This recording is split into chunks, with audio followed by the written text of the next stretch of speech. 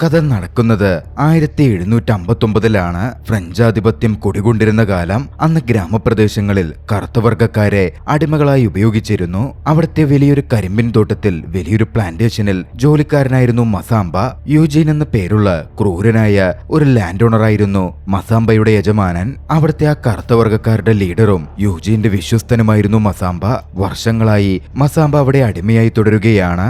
അന്നൊരു ദിവസം യൂജീൻ മസാംബയുടെ അടുത്തെത്തി. അടുത്ത 2 ആഴ്ചക്കുള്ളിൽ കരിമ്പ് മുഴുവൻ വിളവെടുക്കണം, എല്ലാവരോടും കൂടുതൽ കഠിനമായി ജോലി ചെയ്യാൻ പറ എന്ന് യൂജീൻ നിർദ്ദേശം കൊടുത്തു. അടിമകളുടെ മേൽ ജോലിഭാരം കൂട്ടുകയാണെന്നറിയാമെങ്കിലും മസാംബ അതിനോക്കെ പറഞ്ഞു. യൂജീനോടുള്ള മസാംബയുടെ വിധേയത്വം മറ്റുള്ളവരുടെ കണ്ണിൽ മസാംബയെ ഒരു ക്രൂരനാക്കി മാറ്റിയിരുന്നു. തന്റെ ആളുകൾക്കിടയിൽ തങ്ങളുടെ ജോലിഭാരം കൂട്ടുന്ന ദുഷ്ടനായിട്ടായിരുന്നു മസാംബ നോക്കിക്കാണപ്പെട്ടത്. അന്ന് രാത്രിയിൽ മസാംബ തന്റെ മകൾ മാത്യുമായി സംസാരിക്കുകയാണ്.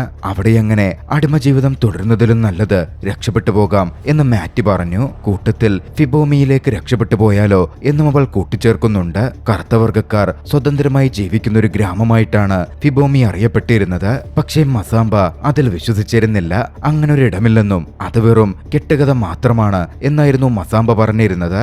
അവരങ്ങനെ സംസാരിച്ചിരിക്കെ അതുവഴി ഒരു ഗാർഡ് രക്ഷപ്പെടാൻ ശ്രമിച്ച ഒരു കറുത്തവർഗക്കാരനെയും അയാളുടെ കൂട്ടാളിയെയും വലിച്ചടിച്ച് കൊണ്ടുപോകുന്നത് അവർ കണ്ടു.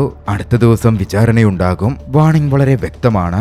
ആരാണോ രക്ഷപ്പെടാൻ ശ്രമിക്കുന്നത് അവരുടെ വിധിയും ഇതൊക്കെ തന്നെയാകും. അടുത്ത ദിവസം യൂജീന് മുമ്പിൽ രക്ഷപ്പെടാൻ ശ്രമിച്ച 2 പേരും ഹാജരാക്കപ്പെട്ടു. കഠിനമായ ശിക്ഷയായിരുന്നു യൂജീൻ വിധിച്ചത്. രക്ഷപ്പെടാൻ ശ്രമിച്ച ലേഡിയുടെ ശരീരത്തിൽ പഴുപ്പിച്ച ഇരുമ്പ് ദണ്ടുകൊണ്ട് വലിയ പൊള്ളലേൽപ്പിച്ചു.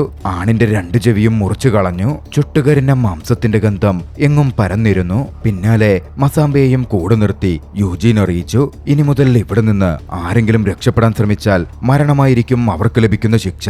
അന്ന് രാത്രിയിൽ മാത്യുയുടെ ശരീരത്തിൽ ആത്മാവ് കയറി. അവളുടെ കണ്ണുകൾ മറഞ്ഞു, ശരീരം വിറയ്ക്കാൻ ആരംഭിച്ചു.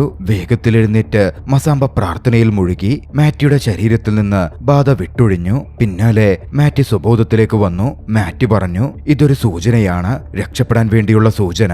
മാറ്റി അച്ഛനോട് രക്ഷപ്പെടാം എന്ന കാര്യമറിയിച്ചു. മാറ്റിക്ക് അച്ഛനിൽ വലിയ വിശ്വാസമായിരുന്നു. മസാംബയ്ക്ക് ചില ശക്തികളൊക്കെയുണ്ട്, ആത്മാക്കളുമായി സംസാരിക്കാൻ പറ്റും. മാറ്റിയെ സംബന്ധിച്ചിടത്തോളം അവൾക്ക് അവളുടെ അച്ഛൻ ഒരു ഹീറോവാണ്. പക്ഷേ യജമാനന്മാർക്കെതിരെ തിരികെ ഫൈറ്റ് ചെയ്യാൻ പാടില്ല എന്നായിരുന്നു മസാംബ അപ്പോഴും പറഞ്ഞത്. സ്വാതന്ത്ര്യമെന്ന ഒന്നിൽ മസാംബ വിശ്വസിച്ചിരുന്നുമില്ല. എങ്ങനെങ്കിലും ഫ്രഞ്ച് പഠിക്കാൻ മസാംബ മാറ്റിയോട് ആവശ്യപ്പെട്ടു. ഒരുപക്ഷെ ആ ലാംഗ്വേജ് പഠിച്ചാൽ അതായിരിക്കും മോചനത്തിലേക്കുള്ള വഴിയെന്നും മസാംബ കൂട്ടിച്ചേർത്തു. അടുത്ത ദിവസം യൂജീന്റെ ബംഗ്ലാവിലേക്ക് മസാംബ വിളിപ്പിക്കപ്പെട്ടു. അന്നവിടെ ഗസ്റ്റായി അവിടുത്തെ ലോക്കൽ ഗവർണർ എത്തിയിരുന്നു. എത്തിയ മസാംബയോട് ഗവർണർ ചോദിച്ചു, എന്തുകൊണ്ടാണ് ഈ അടിമകൾ ഇങ്ങനെ ഓടി രക്ഷപ്പെടാൻ ശ്രമിക്കുന്നത്? ആദ്യം മസാംബ ഒന്ന് മടിച്ചു നിന്നു. ഗവർണർ ഒന്നുകൂടി ചോദിച്ചപ്പോ മസാംബ പറഞ്ഞു, അടിമകൾ അവശരാണ്, അവരൊരുപാട് ഉപദ്രവിക്കപ്പെടുന്നു, ജോലിഭാരം കൂടുതലാണ്, മൃഗങ്ങളെപ്പോലെയാണ് അവരെ ട്രീറ്റ് ചെയ്യുന്നത്. പക്ഷേ ഗവർണർക്ക് വലിയ ഭാവമാറ്റമൊന്നും ഉണ്ടായിരുന്നില്ല. കറുത്തവർഗക്കാർ വെളുത്തവരെ സെർവ് ചെയ്യാൻ വേണ്ടിയുള്ളവർ മാത്രമാണ് എന്നായിരുന്നു ഗവർണർ പറഞ്ഞത്. മസാംബ മറുപടിയൊന്നും പറഞ്ഞില്ല. ഗവർണറെ അങ്ങനെ തന്നെ തുറച്ചു നോക്കി നിന്നു. അത് ഗവർണറെ ദേഷ്യം പിടിപ്പിക്കുന്നുണ്ടായിരുന്നു. ഉടൻ യൂജീൻ ഇടപെട്ടു. മസാംബ അവിടെ നിന്ന് പറഞ്ഞയച്ചു. കാര്യങ്ങൾ ഒന്ന് സ്മൂത്താക്കാൻ ആരംഭിച്ചു. പക്ഷേ ഗവർണർ വെറുതെ ചിരിച്ചുകൊണ്ട് അവൻ വെറും ഒരു അടിമയല്ലേ എന്ന മട്ടിൽ വലിയ വായിൽ പറയുന്നുണ്ടായിരുന്നു. ആ സമയം യൂജീന്റെ മകൻ ഫെലിക്സ് പറഞ്ഞു, മസാംബ സാധാരണ അടിമകളെ പോലെയല്ല, വർഷങ്ങളായി ലോയലായി തങ്ങളുടെ കൂടെ ജോലി നോക്കുന്നവനാണ്. ഗവർണർക്ക് അതത്ര ഇഷ്ടപ്പെട്ടില്ല. യൂജീൻ അടുക്കൽ മകനെ മാനേഴ്സും മറ്റും പഠിപ്പിക്കൂ എന്ന് പറഞ്ഞ കുറച്ച് ദേഷ്യത്തിൽ ഗവർണർ അവിടം വിട്ടുപോയി. ഗവർണർ പോയ ശേഷം യൂജീൻ ദേഷ്യത്തിൽ അന്ന് മകനെ തല്ലി. കാര്യങ്ങൾ മനസ്സിലാക്കി മുമ്പോട്ട് പോകണമെന്ന് പറഞ്ഞു, ഇല്ലെങ്കിൽ മിണ്ടാതിരിക്കണം എന്ന മട്ടിൽ വാൺ ചെയ്തു. അന്ന് നടന്നതിന്റെ ദേഷ്യം യൂജീൻ തീർത്തത് മസാംബയുടെ മേലായിരുന്നു. മസാംബയെ പ്രധാന ലീഡർ പൊസിഷനിൽ നിന്നും യൂജീൻ മാറ്റി. മാത്രമല്ല മസാംബയുടെ മകൾ മാറ്റി ഇനി മുതൽ തങ്ങളുടെ വീട്ടിലെ ജോലിക്കാരിയായി ജോലി ചെയ്യണം എന്നും യൂജീൻ പറഞ്ഞു. മസാംബയുടെ മനസ്സ് തകർന്നിരുന്നു. പക്ഷേ അവനൊന്നും തന്നെ ചെയ്യാൻ സാധിക്കില്ല. തിരികെ തന്റെ താമസ സ്ഥലത്തിലേക്ക് കുടിലേക്ക് മസാംബ എത്തി. അവനെത്തുമ്പോ കണ്ട കാഴ്ച മാറ്റിയെ കൊണ്ടുപോകാൻ ഒരു ഗാർഡ് എത്തിയിരിക്കുന്നതായിരുന്നു. തന്റെ മുമ്പിലെ ജീവിതവും എല്ലാം നഷ്ടപ്പെടാൻ പോകുന്നു എന്ന് കണ്ടതും മാറ്റി പ്രതികരിച്ചു. ഗാർഡിനെ അടിച്ചിട്ട് മാറ്റി അവിടെ നിന്ന് ഇറങ്ങിയോടി. അവൾ നേരെ ഓടിയത് പ്ലാന്റേഷനോട് ചേർന്നുള്ള കാടിനകത്തേക്കായിരുന്നു. മസാംബയും ഓടാൻ തുടങ്ങിയെങ്കിലും ഒരു ഗാർഡെത്തി മസാംബയെ തോക്കിൻ മുനയിലാക്കി. അടുത്ത ദിവസം പുലർച്ചെയായിട്ടും പ്ലാന്റേഷനിൽ മൊത്തത്തിൽ ഒരു പാനിക് അവസ്ഥയായിരുന്നു. കാട്ടിലേക്കോടിയ മാറ്റിയെ കണ്ടുകിട്ടിയിട്ടില്ല. യൂജീൻ അടുക്കലെത്തി ഗാർഡുകൾ കാര്യം റിപ്പോർട്ട് ചെയ്തു. പിന്നാലെ യൂജീൻ ഒരു കാരുണ്യവുമില്ലാത്ത ഒരു വേട്ടക്കാരിയായ മേഡം വിക്ടോറിയയെ മാറ്റിയെ പിടികൂടാൻ പറഞ്ഞയക്കാൻ തീരുമാനിച്ചു. മകനായ ഫെലിക്സിനോടും ആ സെർച്ചിൽ പങ്കുചേരാൻ യൂജീൻ ആവശ്യപ്പെട്ടു. ഫെലിക്സും ഓക്കെ പറഞ്ഞു. പക്ഷെ ഒരു കണ്ടീഷൻ വെച്ചു. മാറ്റിയെ കിട്ടിയാൽ അവളെ ഉപദ്രവിക്കരുത്, അവളെ കൊല്ലരുത്, തിരികെ ഇങ്ങോട്ടേക്ക് കൊണ്ടുവരണം. യൂജീൻ അതിന് സമ്മതിച്ചു. പക്ഷേ യൂജീന്റെ ആ ശബ്ദവ്യത്യാസം ഫെലിക്സിനെ കുറച്ച് അസ്വസ്ഥപ്പെടുത്തിയിരുന്നു. പിന്നാലെ മസാമ്പ വലിച്ചടിച്ച് വിചാരണ വേദിയിലേക്ക് കൊണ്ടുവരപ്പെട്ടു. മാറ്റി എങ്ങോട്ടേക്കാണ് രക്ഷപ്പെട്ടു പോയത് എന്ന ചോദ്യത്തിന് മസാമ്പ മറുപടി പറയുന്നുണ്ടായിരുന്നില്ല. അതിന്റെ പേരിൽ അവൻ ക്രൂരമായി ഉപദ്രവിക്കപ്പെട്ടു. പിന്നാലെയായിരുന്നു അങ്ങോട്ടേക്ക് വിക്ടോറിയയും മക്കളും എത്തുന്നത്. ജോസഫ് എന്നും ബാപ്റ്റീസ് എന്നുമായിരുന്നു വിക്ടോറിയയുടെ മക്കളുടെ പേര്. തന്റെ ചാർജ് ഏറ്റെടുത്ത വിക്ടോറിയ മസാമ്പയുടെ അടുത്തു ചെന്ന് മാറ്റിയെപ്പറ്റി ചോദിക്കാൻ തുടങ്ങി. പക്ഷേ മസാമ്പ ഒന്നും പറയുന്നുണ്ടായിരുന്നില്ല. ഈ സമയം വിക്ടോറിയയുടെ മകൻ ബാപ്റ്റീസ് കൂട്ടത്തിൽ ഭയന്ന് നിന്നിരുന്ന ഒരു സ്ത്രീയെ വലിച്ച് താഴേക്കിട്ടു. തോക്ക് ചൂണ്ടി അവളോട് പറയാൻ ആവശ്യപ്പെട്ടു. ആകെ ഭയന്നുപോയ അവൾ ഫിബോമി എന്ന ഗ്രാമത്തെ പറ്റി അവൾ എപ്പോഴും പറയുമായിരുന്നെന്നും അങ്ങോട്ടേക്കായിരിക്കും രക്ഷപ്പെട്ടു പോയിരിക്കുക എന്നും അവരോടായി പറഞ്ഞു. ആ വിവരം കിട്ടിയതും വിക്ടോറിയയും മക്കളും ഫെലിക്സും കാടിനകത്തുകൂടെ മാറ്റിയെ തിരഞ്ഞ് പുറപ്പെട്ടു. മാറ്റി പോയ വഴികൾ അവർ ട്രാക്ക് ചെയ്തു. കുറച്ചുകൂടി മുന്നോട്ട് പോയപ്പോ ചില കാൽപ്പാടുകൾ വിക്ടോറിയ നോക്കിക്കണ്ടു. മാറ്റി ഇവിടെ നിന്ന് തനിച്ചല്ല പോയിരിക്കുന്നത്, ഇവിടെ മറ്റാരൊക്കെയോ ഉണ്ട് എന്ന് വിക്ടോറിയ മക്കളോടായി പറഞ്ഞു. ഈ സമയം മസാമ്പയെ ബന്ദിയാക്കി വായടക്കം ചെയിൻ കൊണ്ട് ബന്ധിച്ച് ഒരു കൂടിനകത്ത് പൂട്ടിയിട്ടിരിക്കുകയായിരുന്നു. അവിടെ തുടരുമ്പോൾ രാവിലെ മാറ്റിയെ പറ്റി പറഞ്ഞ് ആ സ്ത്രീ മുമ്പിലൂടെ പോകുന്നത് മസാമ്പ കണ്ടു. തന്നെ സഹായിക്കൂ എന്ന് മസാമ്പ പറഞ്ഞു. പക്ഷെ അവർ ഭയപ്പെട്ടിരുന്നു. ഗാർഡുകളുടെ അകമ്പടിയുള്ളതുകൊണ്ട് നോക്കാതെ അവർ മുമ്പോട്ടേക്ക് പോയി. സമയം രാത്രിയായി. ആ സ്ത്രീയുടെ ഉള്ളിന്റെ ഉള്ളിൽ വല്ലാത്തൊരു കുറ്റബോധമുണർന്നിരുന്നു. ആരും കാണാതെ പുറത്തെത്തിയ അവൾ മസാമ്പയുടെ കൂട് തുറന്നു വിട്ടു. ഇതേ സമയം മറുവശത്ത് വിക്ടോറിയാകട്ടെ അന്വേഷണം തുടരുകയായിരുന്നു. പുലർച്ചെയായപ്പോഴേക്കും അവൾ ഒരു കുന്നിൻ മുകളിലെത്തി. മസാമ്പ അപ്പോഴേക്കും രക്ഷപ്പെട്ട് കാട് കയറി തുടങ്ങിയിരിക്കുന്നു എന്ന വിവരം വിക്ടോറിയ അറിഞ്ഞിരുന്നേയില്ല.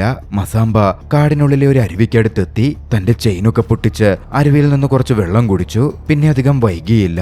ആരോഗ്യം വീണ്ടെടുത്ത് മസാമ്പ കാടിനകത്തുകൂടെ മകളെ കണ്ടെത്താനായി യാത്ര തുടങ്ങി. അങ്ങനെ യാത്ര ചെയ്ത് വിക്ടോറിയ നേരത്തെ എത്തിയ ആ മലമുകളിലേക്കും മസാമ്പ എത്തിച്ചേർന്നു. പക്ഷേ മസാമ്പ അങ്ങനെ നടന്നു പോകുന്നത് മറ്റൊരു മലമുകളിൽ നിന്നും ബൈനോക്കുലർ വെച്ച് നോക്കിയ വിക്ടോറിയ നോക്കിക്കണ്ടിരുന്നു. കാടിനകത്തുകൂടെ മുന്നോട്ട് നീങ്ങിയ മസാമ്പ കാടിനുള്ളിൽ മുമ്പ് രക്ഷപ്പെട്ട് ജീവിക്കുന്ന ബാർബെ എന്നൊരു കറുത്തവർഗക്കാരനെ കണ്ടു. മസാമ്പയെയും കൂട്ടിക്കൊണ്ട് ബാർബെ അവിടുത്തെ ഒരു ഹിഡൻ ഷെൽട്ടറിലേക്ക് ചെന്നു. അവിടെ ബാർബയുടെ മക്കളും ഭാര്യയും ഉണ്ടായിരുന്നു. പക്ഷെ അധികം വൈകാതെ വിക്ടോറിയയും സംഘവും ആ ഭാഗത്തേക്ക് എത്തിച്ചേർന്നു. ബാർബയുടെ കുടുംബം മസാമ്പയ്ക്കൊപ്പം മറന്നു നിൽക്കുകയാണ്. എല്ലാം നോർമലായിരുന്നു. പക്ഷെ പെട്ടെന്നാണ് ബാർബയുടെ കൊച്ചുകുട്ടി കരയാൻ തുടങ്ങിയത്. വിക്ടോറിയയുടെയും മക്കളുടെയും ശ്രദ്ധ അതോടെ അങ്ങോട്ടേക്ക് തിരിഞ്ഞു. അതോടെ ബാർബയും കുടുംബവും മസാമ്പയും രക്ഷപ്പെട്ടോടാൻ ആരംഭിച്ചു. ഓടുന്നതിനിടയിൽ ഭാര്യയോടും മക്കളോടും പോയി ഒളിക്കാൻ ബാർബെ ആവശ്യപ്പെട്ടു. മുന്നോട്ടോടിയാൽ കാര്യമില്ല എന്ന് ബാർബയ്ക്കും മസാമ്പയ്ക്കും മനസ്സിലായിരുന്നു. അവർ തിരികെ നിന്ന് വേട്ടക്കാർക്കെതിരെ വേട്ടയാടാൻ തീരുമാനിച്ചു. പിന്നെ നടന്നതൊരു ഏറ്റുമുട്ടലായിരുന്നു. ഏറ്റുമുട്ടലിൽ മസാമ്പ ബാപ്റ്റീസിനെ താഴെ വീഴ്ത്തി മർദ്ദിച്ച് അവശനാക്കി. പക്ഷെ അപ്പോഴേക്കും ഫെലിക്സ് അങ്ങോട്ടേക്ക് വന്നു. മസാമ്പയ്ക്ക് നേരെ തോക്ക് ചൂണ്ടി മസാമ്പയോട് കീഴടങ്ങാനും അങ്ങനാണെങ്കിൽ ആരെയും തങ്ങൾ ഉപദ്രവിക്കില്ല എന്നും ഫെലിക്സ് പറഞ്ഞു. മസാമ്പ ആദ്യം മടിച്ചെങ്കിലും ഫീലിക്സ് ആണ് പറയുന്നത് എന്നുള്ളതുകൊണ്ട് അത് അംഗീകരിക്കാൻ മസാമ്പ തയ്യാറായി. ഫീലിക്സ് മറ്റുള്ളവരെ പോലെ അത്ര ക്രൂരനല്ല എന്ന് മസാമ്പയ്ക്ക് അറിയാമായിരുന്നു. പക്ഷെ പെട്ടെന്നാണ് ബാർബെ ചാടി വീണത്. ഫീലിക്സിനെ അടിച്ച് അബോധാവസ്ഥയിലാക്കിയിട്ട ശേഷം ബാർബയോട് കാടിനുള്ളിലേക്ക് മറഞ്ഞു. ആ പ്രശ്നങ്ങൾക്കിടയിൽ മസാമ്പ ബാപ്റ്റീസിനെ നോക്കി. ബാപ്റ്റീസിനെ കൊല്ലാൻ മസാമ്പയുടെ മുമ്പിൽ അവസരമുണ്ടായിരുന്നു. പക്ഷേ മസാമ്പ ദയ കാണിച്ചു. അവിടെ നിന്ന് ഓടി മാറി. അങ്ങനെ മുമ്പോട്ട് ഓടുന്നതിനിടയിൽ മസാമ്പ അടിമത്തത്തിൽ നിന്ന് രക്ഷപ്പെട്ട് കാടിനുള്ളിൽ ജീവിക്കുന്ന ബേ എന്ന് പേരുള്ള മറ്റൊരു കറുത്തവർഗക്കാരനെ കണ്ടു. അവിടെ ഒരു ഗുഹയ്ക്കുള്ളിൽ അയാൾ ഒളിച്ചു താമസിക്കുകയായിരുന്നു. മസാമ്പയ്ക്കും അയാൾ അഭയം കൊടുത്തു. മസാമ്പ കുറച്ച് ആശ്വസിച്ചത് അപ്പോൾ മാത്രമാണ്. മസാമ്പയ്ക്ക് ഒരു ഇടവേളയും കിട്ടി. എന്തൊക്കെയാണ് നടന്നത് എന്ന് തനിക്ക് അഭയം തന്ന വ്യക്തിയോട് മസാമ്പ വിശദീകരിച്ചു. ഇതേ സമയം മറുവശത്ത് വിക്ടോറിയ ഫീലിക്സിനും മറ്റും അടുത്തേക്ക് എത്തിയിരുന്നു. ഫീലിക്സ് അബോധാവസ്ഥയിൽ പരിക്കേറ്റ് കിടക്കുന്നത് കണ്ടതും വിക്ടോറിയ വല്ലാതായി. നടന്ന കാര്യങ്ങൾ കൊണ്ട് ബാപ്റ്റിസം തകർന്നുപോയിരുന്നു. നമുക്ക് ഈ തിരച്ചിൽ മതിയാക്കാം എന്നവൻ അമ്മയോട് പറഞ്ഞു. മസാമ്പ തന്നെ കൊല്ലാമെന്നും പക്ഷെ കൊല്ലാതെ പോയെന്നും അവൻ കൂട്ടിച്ചേർത്തു. അങ്ങനെ ഫീലിക്സുമായി തിരികെ പോവാൻ ബാപ്റ്റിസ് തീരുമാനിച്ചു. പക്ഷേ വിക്ടോറിയയും ജോസഫും പിന്മാറാൻ ഒരുക്കമായിരുന്നില്ല. അവർ മുമ്പോട്ടേക്ക് തങ്ങളുടെ വേട്ട തുടരാൻ തീരുമാനിച്ചു. അധികം വൈകാതെ തന്നെ അവർ ഒളിച്ചു താമസിക്കുന്ന ആ ഗുഹയിലേക്ക് വിക്ടോറിയയും മകനും എത്തിച്ചേരുകയാണ്. സമയത്താണ് ജോസഫ് ഒട്ടും മടിച്ചില്ല. തന്റെ കൺമുമ്പിൽ കണ്ട ബഹിയെ കാലിൽ വെടിവെച്ച് വീഴ്ത്തി. പിന്നാലെ മസാമ്പ എവിടെയെന്ന് ചോദ്യം ചോദിക്കാൻ തുടങ്ങി. പക്ഷേ ബഹിയൊന്നും പറയുന്നുണ്ടായിരുന്നില്ല. വിക്ടോറിയ അവനെ വെടിവെച്ചു കൊന്നു. ഇതേ സമയം മസാമ്പയാകട്ടെ അവിടെ നിന്ന് ഓടി രക്ഷപ്പെട്ടിരുന്നു. ആ ഗുഹ പരിശോധിച്ചപ്പോ മസാമ്പയുടെ വസ്ത്രത്തിന്റെ കീറിക്കിടന്ന ഒരു കഷ്ണം അവർക്ക് കിട്ടി. ആ വസ്ത്രമെടുത്ത് വേട്ടനായിയെ മണപ്പിച്ച് അവർ വീണ്ടും തിരച്ചിൽ തുടങ്ങി. ഇതേ സമയം അവിടെ നിന്ന് ഓടിയ മസാമ്പ കുത്തിയൊഴുകുന്ന ഒരു നദിക്കരികിലെത്തിയിരുന്നു. അപ്പോഴാണ് അങ്ങോട്ടേക്ക് വേട്ടനായ പാഞ്ഞെത്തുന്നത്. മസാമ്പയ്ക്ക് നായുമായി ഏറ്റുമുട്ടേണ്ടി വന്നു. ശക്തമായ ഒരു ഏറ്റുമുട്ടൽ തന്നെ നടന്നു. ഒടുവിൽ മസാമ്പ ആ നായയെ വകവരുത്തി. ജോസഫും വിക്ടോറിയയും പിന്നാലെ വരുന്നുണ്ടായിരുന്നു. കുറച്ചു കഴിഞ്ഞതും മരത്തിൽ പതിച്ച രക്തക്കറ അവർ നോക്കിക്കണ്ടു. അത് മസാമ്പയുടേതാണ് എന്നവർക്ക് ഉറപ്പായിരുന്നു. അവർ അതേ വഴിയിൽ മുന്നേറാൻ ആരംഭിച്ചു. മുമ്പോട്ടേക്ക് പോയിരുന്ന മസാമ്പ ഒരു ബീച്ച് സൈഡിലേക്ക് എത്തിച്ചേരുകയാണ്. അവിടെ കണ്ട കാഴ്ച ഹൃദയഭേദകമായിരുന്നു. രക്ഷപ്പെടാൻ ശ്രമിച്ച നിരവധി കറുത്തവർഗക്കാർ അവിടെ കൊല്ലപ്പെട്ട് കിടക്കുന്നു. അവരുടെ ബോട്ടുകൾ തകർക്കപ്പെട്ട നിലയിലാണ്. വീണുകിടന്ന ശവങ്ങൾക്കിടയിൽ തന്റെ മകളുടേതുണ്ടോ എന്നറിയാൻ മസാമ്പ ഭീതിയോടെ തിരഞ്ഞുകൊണ്ടിരുന്നു. പക്ഷേ ആ കൂട്ടത്തിൽ അവൾ ഉണ്ടായിരുന്നില്ല. പിന്നാലെയാണ് മസാമ്പ അവിടെ മറഞ്ഞു നിന്നിരുന്ന ഒരു പറ്റം കറുത്തവർഗക്കാരെ കാണുന്നത്. അടിമത്തത്തിൽ നിന്ന് രക്ഷപ്പെട്ട് അവിടെ എത്തിയവരായിരുന്നു അവർ. തന്റെ മകളെ കണ്ടോ എന്ന് അവരോട് മസാമ്പ തിരക്കി. കണ്ടുവെന്നായിരുന്നു അവരുടെ മറുപടി. അതോടെ മസാമ്പയ്ക്ക് ആശ്വാസമായി. മകൾ എവിടെയുണ്ടെന്ന് അവർ പറഞ്ഞതും മസാമ്പ അങ്ങോട്ടേക്ക് ഓടി. ഗുഹയ്ക്കുള്ളിൽ മറ്റു സ്ത്രീകൾക്കൊപ്പം ഉണ്ടായിരുന്ന മകളെ മസാമ്പ നോക്കിക്കണ്ടു. വളരെയധികം ഹൃദയഭേദകമായിരുന്നു ആ കാഴ്ച. മസാമ്പ തന്റെ മകളെ കെട്ടിപ്പിടിച്ചു. ഫിബോമി കണ്ടെത്താൻ അവളുടെ കൂടെ താനും വരാം, നമുക്ക് സ്വാതന്ത്ര്യത്തിലേക്ക് ചലിക്കാം എന്ന് മസാമ്പ അവളോട് പറഞ്ഞു. ആദ്യമായിട്ടായിരുന്നു തന്റെ അച്ഛൻ സ്വാതന്ത്ര്യത്തിൽ വിശ്വസിക്കുന്നത് മകൾ നോക്കിക്കണ്ടത്. പിന്നാലെ അതേ ബീച്ചിലേക്ക് വിക്ടോറിയയും ജോസഫും എത്തി. ഇതേ സമയം മസാമ്പയും മാത്യുവും അടക്കം അവിടെ ഒരിടത്ത് സുരക്ഷിതമായി ഒളിച്ചിരിക്കുകയായിരുന്നു. പക്ഷേ അതിനോടകം ചില കാര്യങ്ങൾ മസാമ്പ തീരുമാനിച്ചുറപ്പിച്ചിരുന്നു. ഓടിയൊളിക്കുന്നത് അവസാനിക്കാൻ അവൻ തീരുമാനിച്ചു. തിരികെ പൊരുതേണ്ട സമയമാണ്. മസാമ്പ തന്റെ കൈമുറിച്ച് രക്തമിറ്റിച്ച് ചില ആഭിചാരക്രിയകൾ ചെയ്തു. ആത്മാക്കളെ വിളിച്ചു വരുത്തി. ആത്മാക്കളുടെ സാന്നിധ്യം കൊണ്ട് മസാമ്പയിൽ വലിയ ശക്തി തന്നെ രൂപപ്പെട്ടു. അന്ന് രാത്രിയിൽ അവിടെ കാടിന്റെ ഭാഗത്ത് വിക്ടോറിയയും ജോസഫും റെസ്റ്റ് ചെയ്യുകയായിരുന്നു. നല്ല മഴക്കോളുണ്ട്. മൊത്തത്തിൽ കോട നിറഞ്ഞിരിക്കുന്നു. ആ സമയത്താണ് വിക്ടോറിയ എന്തോ ശ്രദ്ധിക്കുന്നത്. ആരോ അറ്റാക്ക് ചെയ്യാൻ വരുന്ന പോലെ. അവർ അതോടെ ആയുധമെടുത്ത് അറ്റാക്കിനൊരുങ്ങി. ആ ഏരിയ അവർ സെർച്ച് ചെയ്തുകൊണ്ടിരുന്നു. പക്ഷേ ഇരുട്ടിന്റെ മറവിൽ മസാമ്പയുടെ നിശബ്ദ നീക്കങ്ങളോടെയുള്ള പൊരുതൽ അവർക്ക് പ്രതിരോധിക്കാൻ സാധിച്ചില്ല. ആദ്യമേ മസാമ്പ ജോസഫിനെ ആക്രമിച്ചു. ജോസഫ് കൊല്ലപ്പെട്ടു വീണു. വിക്ടോറിയ തന്റെ മകന്റെ ജീവനറ്റ ശരീരം കണ്ടതും അവർ വല്ലാതെ പാനിക്കായി. ഒരു മരത്തിന്റെ മറവിൽ നിന്ന് അവസരത്തിനായി മസാമ്പയെ കൊല്ലുവാൻ അവർ കാത്തുനിന്നു. അപ്പോഴാണ് ഒരു ഇടിമിന്നലുണ്ടായത്. മസാമ്പയെ അവർ കണ്ടു. പക്ഷെ മസാമ്പ വിദഗ്ധമായി ഒഴിഞ്ഞുമാറിയിരുന്നു. മസാമ്പ വിദഗ്ധ നീക്കങ്ങളോടെ വിക്ടോറിയയുടെ പിന്നിലെത്തി. വിക്ടോറിയയും വകവരുത്തി. അടുത്ത ദിവസം കാടിനുള്ളിൽ അവശതയിൽ ബോധരഹിതനായി കിടക്കുന്ന മസാമ്പയെ മാറ്റി കണ്ടെത്തി. മസാമ്പയെ തട്ടിവിളിച്ച് ജീവിതത്തിലേക്ക് മാറ്റി ഉണർത്തി. പരിക്കുകൾ കൊണ്ട് മസാമ്പ അവശതയിലായിരുന്നെങ്കിലും മാറ്റി മസാമ്പയെ പൊക്കിയെടുത്ത് മുമ്പോട്ട് കൊണ്ടുപോയി. മുമ്പോട്ടുള്ള യാത്രയിൽ ഒടുവിൽ സഹായമെത്തി. രക്ഷപ്പെട്ട് താമസിക്കുന്ന ഒരു സംഘം കറുത്തവർഗക്കാരുടെ ഗ്രാമത്തിലുള്ളവർ അവരെ കണ്ടെത്തി. അവരെ രക്ഷപ്പെടുത്തി അവർ ഗ്രാമത്തിലെത്തിച്ചു. അവിടുത്തെ വൈദ്യനിൽ നിന്ന് മസാമ്പയ്ക്ക് ചികിത്സ ലഭിച്ചു. വൈകാതെ മസാമ്പ സുഖപ്പെട്ടു വന്നു. അതായിരുന്നു മസാമ്പ ഇല്ലെന്ന് വിശ്വസിച്ചിരുന്ന കറുത്തവർഗക്കാർ സ്വതന്ത്രമായി ജീവിക്കുന്ന കാടിനുള്ളിലെ ഗ്രാമം. സുഖപ്പെട്ടു കഴിഞ്ഞതും മാറ്റി എല്ലാവരോടും തങ്ങൾ രക്ഷപ്പെട്ടു വന്ന വഴികളെപ്പറ്റിയും നടന്ന കാര്യങ്ങളെപ്പറ്റിയുമൊക്കെ സംസാരിച്ചു. വേദനകൾ മാത്രം നിറഞ്ഞതായിരുന്നു അവിടെയുള്ളവരുടെ കഥകൾ അത്രയും. ആ ഗ്രാമത്തിലുള്ളവർ അവരെയും തങ്ങളോടൊപ്പം സന്തോഷത്തോടെ ചേർത്തു. പക്ഷെ അധികം വൈകാതെ ഒരു ദിവസം രാത്രിയിൽ അവിടെ വെടിയൊച്ച മുഴങ്ങിക്കേട്ടു. പട്ടാള സംഘം ആ ഗ്രാമം കണ്ടെത്തി അങ്ങോട്ടേക്ക് എത്തിയിരുന്നു. ഗ്രാമത്തിലുള്ളവർ ഭയന്ന് ഓടാൻ ആരംഭിച്ചു. മസാമ്പയും മാറ്റിയും ആ കൂട്ടത്തിലുണ്ടായിരുന്നു. ഓടിയോടി അവരൊരു മലഞ്ചെരുവിലെത്തി. മറുപുറം കടലാണ്. തിരമാലകൾ ആർത്തലയ്ക്കുന്ന കടൽ. പിന്നിൽ പോലീസുകാർ. കടലിലേക്ക് ചാടണോ പിന്നിലേക്ക് പോകണോ എന്നറിയാത്ത അവസ്ഥയിൽ എല്ലാവരും നിന്നു. തിരികെ പോയാൽ അടിമത്തമാണ്, മുമ്പിൽ മരണമാണെങ്കിലും സ്വാതന്ത്ര്യവും. ഒടുവിലവർ എന്ത് തീരുമാനം എടുക്കണമെന്നറിയാതെ നിന്ന സമയത്ത് വന്ന പോലീസ് സംഘത്തിന്റെ നേതാവ് അവരോടായി കീഴടങ്ങാനും ഗവൺമെന്റ് അവർക്ക് വേണ്ട കാര്യങ്ങൾ ചെയ്യും എന്നും പറഞ്ഞു. ഞങ്ങൾക്ക് വേണ്ടത് അടിമത്തമല്ല, സ്വാതന്ത്ര്യമാണെന്നായിരുന്നു മസാമ്പയുടെ മറുപടി. മാറ്റി പിന്നാലെ അവരുടെ പരമ്പരാഗത ഗാനം പാടാൻ തുടങ്ങി.